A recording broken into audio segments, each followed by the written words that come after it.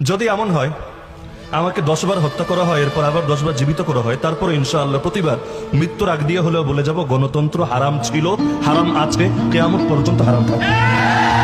পৃথিবীর সব লোক যদি গণতন্ত্রে গিয়ে জড়ায়া যায়, আমার 14 গোষ্ঠীও যদি গণতন্ত্রের সঙ্গে মিলে যায়, তারপরও গণতন্ত্র হালাল হবে না।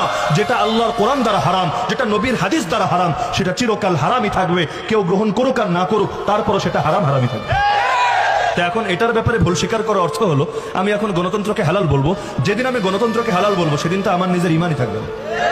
আর আল্লাহ না করুক কোনোদিন যদি আমার মুখ থেকে এমন কোনো কথা বের হয়, সবাইকে সাক্ষী রেখে বলে যাচ্ছি, কোনোদিন আল্লাহ না করুক, আল্লাহ না করুক, আল্লাহ না করুক, যদি এই জাতীয় কোনো কথা বের হয় যে আমি কুফরের পক্ষে দালালি করা শুরু করেছি, আমাকে ত্যাগ করবেন, বয়কট করবেন। ইমাম ইবনে তাইমিয়া রাহিমাহুল্লাহ যেমন বলেছিলেন, তোমরা যদি দেখতে পাও আমি কোরআন মাথার উপর নিয়ে মঙ্গোলীয় তাতারি বাহিনীর সঙ্গে মিলে গিয়েছি আর ওদেরকে সাহায্য করে আমি মুসলমানদের বিরুদ্ধে যুদ্ধ চালাচ্ছি, তাহলে তোমরা আমার ইসলামের দুশমন মনে করবা, আমাকে তোমাদের তীরের লক্ষ্যবস্তু বানাবা। একই কথা আমিও বলে যাচ্ছি, সাক্ষী রেখে বলে যাচ্ছি, এই সাক্ষীর সবাই আপনারাও থাকবেন, মিডিয়াগুলোও থাকবে। কোনোদিন আল্লাহ না করুন যদি এমন হয় কুফরের পক্ষে, এই কুফরি ইজমগুলোর পক্ষে মুখ দিয়ে কথা বের হয়, আমাকে বয়কট করবেন।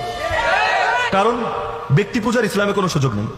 যতদিন হকের উপর কেউ থাকবে, তার প্রতি মহব্বত থাকবে হকরে মহব্বত করার কারণে।